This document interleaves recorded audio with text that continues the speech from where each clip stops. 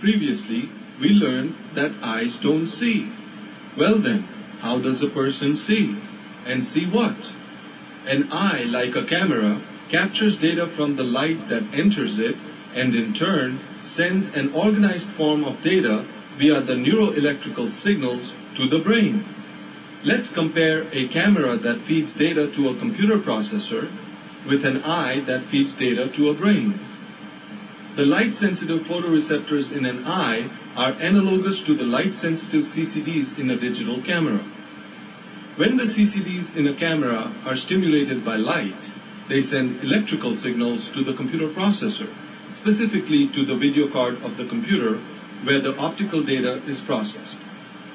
When the photoreceptors in the eye are stimulated by light, they send neuroelectrical signals to the brain, wherein the visual cortex, which is the video card of the brain, processes the visual data. What happens when the data is processed by the subject's brain? Does the subject then see the real object? No, of course not. The subject can never see the real object. It's not possible. Firstly, even though the eye has contact with real light, the eye itself cannot see as such. That is to say, that the subject's vision consciousness does not emanate in the subject's eyes. Any sensory consciousness that the subject experiences emanates from the subject's brain. But where is the brain located? Inside a skull. Being encased inside a skull, the brain does not have direct contact with the real world outside the skull. The brain cannot directly even know of a real object that is outside the skull, let alone see it. Even the real light that enters the eyes never goes to the brain. Rather, the neurons in the eyes capture the relative data and send their own form of neuroelectrical signals to the brain. Hence, if the brain has no direct contact with the real world outside, it cannot possibly experience the real world.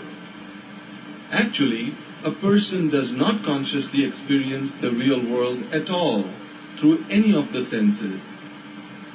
Well then, what is the nature of the world we experience?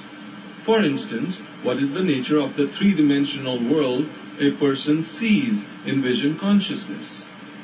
What we need to understand is what the brain does after it processes the data. The answer becomes obvious when we analyze this using the analogy of a computer video system. The computer processor processes the data and in turn creates an output. The output from the computer processor is generated in a display instrument, namely the computer monitor, in which the so-called image is manifested. Let's compare this with our vision system.